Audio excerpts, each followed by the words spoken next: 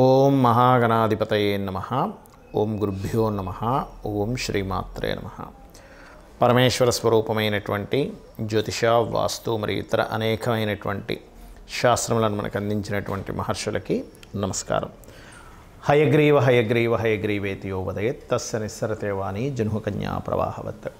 అరుణాం కరుణాతరంగితాక్షీం ధృతపాశాంకుశపుష్పబాణచాపాం అనిమాదిభిరావృతాం మయూకైః అహమిత్యేవ విభావయే భవానీం. శ్రీమాత్రే నమః. ప్రేక్షకులకి ఆ లలితాంబిక అమ్మవారి యొక్క అనుగ్రహం పరిపూర్ణంగా కలగాలని మనస్ఫూర్తిగా కోరుకుంటూ మనం ఈరోజు మార్చి మాసంలో 12 లగ్నాల వారికి ఎటువంటి ఫలితాలు జరగనున్నాయి. సరే, లగ్నం తెలియదు, రాశి నుంచి చూసుకోండి, no problem. But first priority మాత్రం లగ్నానికే ఇవ్వండి. మరియు అదేవిధంగా ఏ విషయాల్లో జాగ్రత్తగా ఉండాలి, ఎటువంటి పరిహార మార్గాలు చేసుకోవాలి అనేటువంటి విషయాలు చెప్తుంది నేనైనప్పటికీ కూడా చెప్పిస్తుంది సాక్షాత్ లలిత అమ్మవారిగా భావిస్తూ అసలు గ్రహస్థితి ఏ విధంగా ఉంది అని చెప్పి చూసుకున్నట్లయితే మనకి మేషం నుంచి చూసుకుంటే వృషభ రాశిలో గురువు ఉన్నాడు, వక్రగతి పోయి. అదేవిధంగా మిథునంలో వక్రత్యాగం అయిపోయినటువంటి కుజుడు, కన్యారాశిలో కేతువు, కుంభరాశిలో రవిశనుల యొక్క గ్రహస్థితి ఉంది. అదేవిధంగా మీనంలో 3 గ్రహాలు రాహువు, శుక్రుడు, బుధుడు కలిసి ఉన్నారు. దీని తర్వాత 15వ తేదీ నుంచి రవి కూడా వచ్చి 4 గ్రహాలు కలిసి ఉంటాయి. 15వ తేదీ నుంచి కంటిన్యూస్గా ఈ యొక్క గ్రహస్థితిని అనుసరించి ద్వాదశ లగ్నాలు, లగ్నం తెలియని రాసుల వారికి ఎలా ఉంటుందనేటువంటి విషయం ఇప్పుడు మనం తెలుసుకుందాం. మేష లగ్నము, మీకు మీ యొక్క లగ్నాధిపతి 3వ స్థానంలో ఉన్నాడు. దీనివల్ల ఏంటంటే కొంత షార్ట్ జర్నీస్, కొన్ని పరాక్రమంగా ధైర్యంగా కొన్ని పనులు చేయడము, ఇంట్లో తక్కువగా ఉండడం, బయటకు ఎక్కువగా వెళ్ళడం, తిరగడం ఉంటుంది. అదేవిధంగా కొన్ని రాజకీయ నాయకులతో కొంతమందితో మీకు పరిచయాలు ఏర్పడడం, మెడికల్ పరంగా లేకపోతే ఆరోగ్యపరమైనటువంటి సూత్రాలు పాటించడం అనేటువంటి చాలా స్పష్టంగా గోచరిస్తుంది. అదేవిధంగా మీ ధనానికి సంబంధించిన విషయాలు కానీ చూసుకున్నట్లయితే 2-12 అధిపతులు పరివర్తన యోగంలో ఉన్నాయి. కాబట్టి ఇక్కడ విదేశీ ధనయోగము, క్రియేటివ్ రిలేటెడ్ మూలంగా ధనయోగము, లేనట్లయితే ఎవరికైనా ఏదైనా నేర్పించడం ద్వారా, టీచింగ్స్ ద్వారా ధనయోగం అనేటువంటి చాలా స్పష్టంగా ఉంది. అదేవిధంగా ఇక్కడ మీరు గమనించుకున్నట్లయితే ఇక్కడ కొన్ని మార్కెటింగ్ రిలేటెడ్ సంబంధించినటువంటివి, లేనట్లయితే కొన్ని కమ్యూనికేషన్స్ చేసేటప్పుడు కొంత జాగ్రత్తగా ఉండండి. 3లో కుజుడున్నందుకు కొంత అగ్రెసివ్గా కొన్ని నిర్ణయాలు తీసుకోవడం లాంటివి జరుగుతూ ఉంటాయి. అదేవిధంగా ప్రాపర్టీస్ కొనుగోలు చేయడం, ఏదైనా ప్రాపర్టీస్ మీద ఇన్వెస్ట్మెంట్ చేయడం కూడా జరుగుతుంది మీకు. కాకపోతే మీ లగ్నానికి 6వ స్థానంలో కేతు ఉన్నాడు కాబట్టి మీరు ఎక్కడా కూడా అప్పులు ఇవ్వడం, అప్పులకు సంబంధించిన విషయంలో చాలా జాగ్రత్తగా ఉండండి. మీరు ఎవరికైనా రుణం ఇస్తున్నామా ఏమిటనేటువంటి విషయంలో. అలాగే 2వ వివాహం కోసం ప్రయత్నం చేస్తూ ఉండేటువంటి వారు, అంటే చూడండి, ఒక్కోసారి మొదటి వివాహం ఏదో వాళ్ళ దురదృష్టకరంగా డివోర్స్ అవ్వడము, సంథింగ్ దూరం అయిపోతూ ఉంటారు. అటువంటి వారికి ఇప్పుడు ఉండేటువంటి భాగ్యాధిపతి, సప్తమాధిపతి పరివర్తన యోగం వల్ల ద్వితీయ వ్యయాధిపతులు భాగ్య సప్తమాధిపతులు అవుతారు. శుక్ర గురువులు పరివర్తన వల్ల 2వ వివాహం కోసం ప్రయత్నం చేసేటువంటి వారికి ఖచ్చితంగా ఆ యొక్క ప్రయత్నం సఫలీకృతం అవుతుంది. అదేవిధంగా నార్మల్గా వివాహం కోసం ప్రయత్నం చేసేటువంటి వారికి కొంచెం బ్యాంకింగ్ సెక్టార్స్లో ఉండేవారు, లేనట్లయితే టీచింగ్ ట్రైనింగ్స్ రంగాల్లో ఉండేటువంటి వారితో వివాహ సంబంధాలు కుదురుతాయి. కాకపోతే ఇక్కడ 4వ స్థానం, మనకి 12వ స్థానంలో అధిక గ్రహాలు వస్తున్నాయి కాబట్టి దాని తర్వాత కూడా షష్టగ్రహ కూటం కూడా ఏర్పడబోతుంది. కాబట్టి మీరు కాస్త ఇక్కడ వివాహ నిర్ణయాలు తీసుకునేటప్పుడు కాస్త జాగ్రత్తగా తీసుకోవాలి. అలాగే పూర్వీకుల ఆస్తులకు సంబంధించిన విషయంలో ఆగిపోయినటువంటి విషయాలు కొంత ముందుకు కదులుతాయి. మరియు అదేవిధంగా గమనించుకున్నట్లయితే ఇక్కడ మీకు ప్రధానంగా ఈ జాబ్ సంబంధించినటువంటి విషయంలో ఉన్న ప్రాంతం కాకుండా ఇతర ప్రాంతాలకు వెళ్ళడం ద్వారా మీరు జాబ్ సంబంధించిన విషయంలో మీకు పాజిటివ్ ఫలితాలు ఉంటాయి. కొత్త ఇన్వెస్ట్మెంట్స్ చేస్తారు. అలాగే మరొక విషయం ఏంటంటే ఇక్కడ గమనించుకున్నట్లయితే కొన్ని అప్పులు మీ సిబ్లింగ్ తెలిసిన వాళ్ళు, లేనట్లయితే మీ తోబుట్టువుల వాళ్ళకి అప్పుల వల్ల ఇవ్వడం వల్ల కొంత అనవసరమైన ఘర్షణలు గురవుతారు.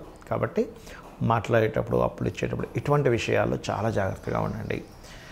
ఇక్కడ మరొక విషయం ఏంటంటే ఈ యొక్క ఏదైనా ప్రాపర్టీ తీసుకునేటట్టయితే మనకి మార్చి 15 లోపల తీసుకోవడం మంచిది.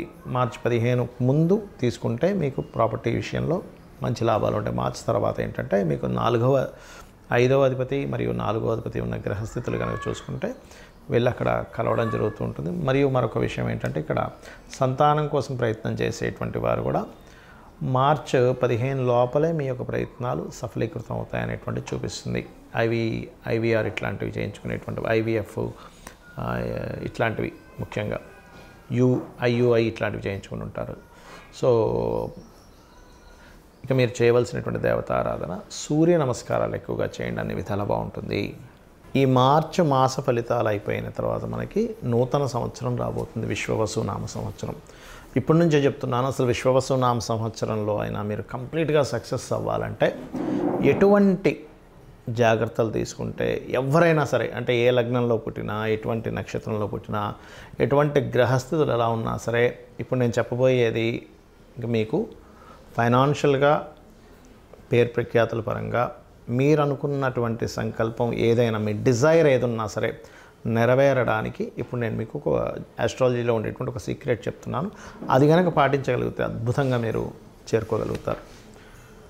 ఒకటే గుర్తుపెట్టుకోండి, మనము ఎందుకు ఇంత ఇబ్బందులు పడుతున్నాము, ఆస్ట్రాలజీ మనకేం చెప్తుందంటే వెరీ క్లియర్లీ, మనం ఇప్పుడున్నటువంటి ప్రజెంట్ కండిషన్లో ఉండే నిర్ణయం ఒకటి, రాంగ్ డెసిషన్స్. ఓకే, అంటే రాంగ్ టైంలో మనం ఏదో ఎక్స్పెక్ట్ చేస్తూ ఉంటాం. సిచ్యువేషన్స్ ఒక దగ్గర ఒక రకంగా ఉన్నప్పుడు ఇంకోటి మనం ఆలోచిస్తూ ఉంటాం. అదొకటి మెయిన్. అది దానికి ఏంటి కారణం అంటే పంచమ స్థానము అంటారు, 5th లార్డ్. అదేవిధంగా రెండవది ఏంటంటే పూర్వజన్మల్లో మనం చేసిన కర్మ మనల్ని వెంటాడుతూ ఉంటుంది. ఇక్కడ చాలామందికి సందేహం ఏంటంటే మరి పూర్వజన్మ కర్మలో అలా ఉన్నప్పుడు అది ఇంకా మారదా, మరి అలా ఉన్నప్పుడు అలాగే నడిచిపోవాలి కదా అనుకుంటూ ఉంటారు. కానీ ఇక్కడ భగవంతుడు మనకి 2 ఇచ్చాడు విషయాలు. ఏమిటంటే ఒకటి, మనం పూర్వజన్మలో చేసినటువంటి కర్మ వల్ల మన జాతకం నడవడము, రెండవది మన ప్రయత్నం వల్ల కూడా కొంత ఆ స్కోప్ అనేటువంటిది, ఆ ఛాన్స్ అనేటువంటిది మనకి ఇచ్చాడు. దాన్ని ఫ్రీ వీల్ అంటారు. అంటే మనం ప్రయత్నం చేయడం వల్ల వచ్చే సక్సెస్. ప్రయత్న స్థానం అనేటువంటిది 3వ స్థానము, సక్సెస్ అనేటువంటిది 11th హౌస్. ఎవరైనా సరే నిత్యము గనక ఉదయము సాయంత్రము లలిత విష్ణు సహస్రనామాలు ఎవరైతే చేస్తారో వాళ్ళ ప్రయత్నం 100% సక్సెస్ అవుతుంది. అలా కాదండి, నేను అంత నాకు సహస్రనామాలు నోటికి తిరగవు, ఇంకేదైనా సింపుల్గా చేసుకునేది ఉందా అంటే సింపుల్గా ఏం లేదు. ఓం నమో నారాయణాయ, ఓం శ్రీమాత్రే నమః, ఈ 2 చాంటింగ్ చేస్తూ ఉండండి. నాకు పూజ గదిలో అంతసేపు నేను స్పెండ్ చేయలేను, నా స్థితి వేరే ఉంది, విదేశాల్లో ఉంటాను, చాలా టైం దొరకడం కష్టం అనుకుంటే మనసులో మననం చేయండి కనీసం. ఓం నమో నారాయణాయ, ఓం శ్రీమాత్రే నమః. ఇంకా వీలుంది నాకు అంటే ఓం నమః శివాయ కూడా చేసుకుంటే అద్భుతమైన ఫలితాలు వస్తాయి దీనివల్ల. ఒకటి. ఇక రెండవది ఏంటంటే, ఇక నేను చెప్పేది ఒకటే, కొత్త సంవత్సరంలోకి నెక్స్ట్ ఈ మార్చ్ ఫలితాల తర్వాత నెక్స్ట్ మార్చ్ ఎండింగ్ నుంచి మనకి ఎట్లాగో విశ్వవసునామ సంవత్సరం వస్తుంది. అడుగుపెట్టేటప్పుడు కొన్ని విషయాలు మైండ్లో బాగా పెట్టుకోండి. ఏలినాడు శని ఉంది, అర్ధాష్టమి శని ఉంది, అష్టమి శని ఉంది, అమ్మో నా లైఫ్ ఏదో అయిపోతుందేమో అనేటువంటి భయాల నుంచి ఫస్ట్ బయటికి రండి. శని అంటే ఏమిటంటే కర్మకారకుడు. మనం ఎటువంటి కర్మలు చేసామో ఆ కర్మలను ఇచ్చేవాడు. ఎంతసేపు బ్యాడే ఇవ్వాలని రూల్ లేదు, గుర్తుపెట్టుకొని. మనకి ఒక అద్భుతంగా ధనం సంపాదిస్తున్న శనే కారకుడు దానికి. Because of natural 10th and 11th lord ఆయన. 10th అంటే కర్మ, 11th అంటే లాభాలు. అంటే ఇచ్చేది కూడా ఆయనే, గుర్తుపెట్టుకోవాలి. ఫస్ట్ ఇక్కడ ఎంతసేపు ఏంటంటే శని అనేటువంటి పాయింట్ని మనం ఎంతసేపు నెగిటివ్ కోణంలోనే చూస్తూ ఉంటాం. ఎలా అంటే ఒక తండ్రి ఉన్నాడు, తండ్రిని పూర్తిగా అర్థమైన వ్యక్తి తండ్రి కోపాన్ని అర్థం చేసుకుంటాడు, తండ్రి బాధ్యతని అర్థం చేసుకుంటాడు. కానీ తండ్రి అర్థం కానివాడు తండ్రి కోపాన్ని మాత్రమే చూస్తాడు. తండ్రి ఎప్పుడు ఇలాగే హింసిస్తుంటాడు, తల్లి ఎప్పుడు ఏదో ఒకటి నువ్వు చదువురా అంటూ ఉంటుంది, ప్రతిదానికి అడ్డం పడుతుంది. ఇది మాత్రమే చూస్తాం. కానీ తల్లి అంత బాధ్యతగా ఉదయాన్నే నిద్రలేచి మనకి ఫుడ్ అనేటువంటిది చూసుకుంటుంది, లేనట్లయితే మన అవసరాలు చూసుకుంటుంది, మనం ఎప్పుడేంటనేది అన్ని జాగ్రత్తగా రక్షించుకుంటుంది. తండ్రి కూడా మన కోసం పనిచేస్తున్నాడు అనేది మనం మర్చిపోతాం. ఎంతసేపు ఆయన కోపడుతున్నాడు, నేను ఖాళీగా కనిపిస్తే ఏదో ఒకటి అంటున్నాడు అనేది చూస్తాం. అలాగే శని విషయంలో కూడా ఇదే రాంగ్ జరుగుతుంది అందరికీ కూడా. ఏంటంటే శని అనగా నమ్మో వెళ్ళినాడు శని, ఏం చేయాలి గజగజ ఉనికిపోవడం. ఇది కాదు. శని అనేటువంటిది కర్మకారక ప్లానెట్. నువ్వే కర్మ చేశావు. ప్రతి జీవుడికి పూర్వజన్మలో చేసినటువంటి కర్మ వల్లే ఈ జీవితం వస్తుంది. ఇక్కడ మ్యాటర్ ఏంటంటే అందరూ బాధపడడానికి కారణం మనం పాస్ట్ లైఫ్లో ఏం చేసాం, ఇక్కడ అసలు ఈ జన్మ ఎందుకు పుట్టామనే విషయం తెలియకపోవడమే మనం బాధపడుతూ ఉంటాం. నువ్వు ఒక డాక్టర్ అవ్వాలనుంది, నువ్వు కొంతమందికి డాక్టర్గా నువ్వు సేవ చేయాలనుంది, అప్పుడు నువ్వు డాక్టరే సేవ చేస్తుంటావు. లేదా ఒక ఇంజనీర్ అవ్వాలనుంది, లేకపోతే ఒక మంచి టిఫిన్ సెంటర్ పెట్టాలనుంది, లేనట్లయితే ఇంకోటి ఏదో అవ్వాలనుంది. మనం ఏం చేస్తున్నామంటే అసలు ఏమవ్వాలనుంది, ఎందుకు పుట్టామనే విషయం మర్చిపోయి ఆ పుట్టిన విషయాన్ని, ఆ అది జరుగుతున్న అంశాన్ని ఎంజాయ్ చేయడం మానేసి అది అవ్వలేకపోయాను ఇది అయిపోయానని చెప్పి బాధపడుతూ ఉంటాం. కానీ యాక్చువల్గా నువ్వు పుట్టింది ఫలానాది అవ్వడానికి. ఒక ఆస్ట్రాలజర్గా ఎవరికైనా ఏదైనా ప్రాబ్లం ఉంటే వాళ్ళకి గైడ్ చేసి వాళ్ళ ప్రాబ్లమ్ని గ్రహపరంగా ఏం చేసుకోవాలనేది స్పష్టంగా వాళ్ళకి క్లియర్గా చెప్పడానికి ఒక ఆస్ట్రాలజర్ అవుతాడు. అదేవిధంగా ఒక డాక్టర్ ఆ రోగాన్ని నివారించడానికి ఒక డాక్టర్ అవుతాడు. ఒక ఇంజనీర్ చక్కటి బ్రిడ్జెస్ లేకపోతే ఇల్లు కట్టుకోవడానికి ఇంజనీర్ అవుతాడు. అంటే అది కర్మ. అయితే ఈ జన్మని మనం ఎంతసేపు ఈ యొక్క జన్మచక్రంలో తిరగడమే కాకుండా పర్టికులర్గా ప్రతి వ్యక్తి కూడా 3 విషయాలు ఖచ్చితంగా పాటించినట్లయితే ఈ జన్మచక్రం నుంచి కూడా బయటపడతాడు. ఏమిటది అంటే నిత్యం లలిత సూర్య ఉపాసన చేయడము, పెద్దల్ని సేవించడము, ఇంట్లో పితృదేవతలను సేవించడము, ఏదైనా ఆలయాలకు వెళ్ళి సేవ చేయడం. ఇవి చేస్తూ గోసేవ కనుక చేయగలిగితే, ముఖ్యంగా మీకు ఎటువంటి శని దోషాలు ఉన్నా, లేనట్లయితే ఎటువంటి కాలసర్ప దోషాలు ఉన్నా, లేకపోతే మీ గ్రహస్థితిలో ఎంత దారుణమైన స్థితి ఉన్నా, అంటే కొంతమంది అంటుంటారు ఏమండి నాకు అసలు రూపాయి పుట్టట్లేదు, చాలా ప్రాబ్లమాటిక్గా ఉన్నాను అని అనుకునే వారికి నేను చెప్పేది ఒకటే, ఏమిటంటే నిత్యము పూజ చేయండి. నిత్యము పూజ చేయండి, డైలీ మార్నింగ్ ఈవినింగ్. ఏమంటే మాకు అది సరిపోవట్లేదు, నిత్యం పూజ చేస్తున్నాను, ఒక యంత్రం పెట్టుకోండి చక్కగా. ఆ యంత్రాన్ని ఒక రాగిదాంతో చేస్తారు. ఆ యంత్రానికి ఏంటంటే జలావాసము, పుష్పవాసము, ధాన్యవాసం చేసి దానికి శక్తిని చేకూర్చి దానికి జపం చేసి ఇస్తారు. యాక్చువల్గా అది ఇస్తుంటారు.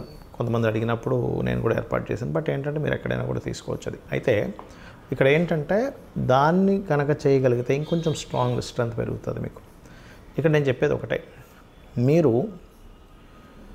నేను చెప్పినటువంటి ఇవి కనుక పాటించగలిగితే ఖచ్చితంగా విశ్వవసునామ సంవత్సరంలో మీరు సక్సెస్ అవ్వాలని చెప్పి మనస్ఫూర్తిగా కోరుకుంటూ, అందరూ కూడా ఓం శ్రీమాత్రే నమః అనే మంత్రమైన కనీసం చేసుకోండి. అన్ని విధాల మీకు రక్షణ లభిస్తుంది అమ్మవారితో. శ్రీమాత్రే నమః.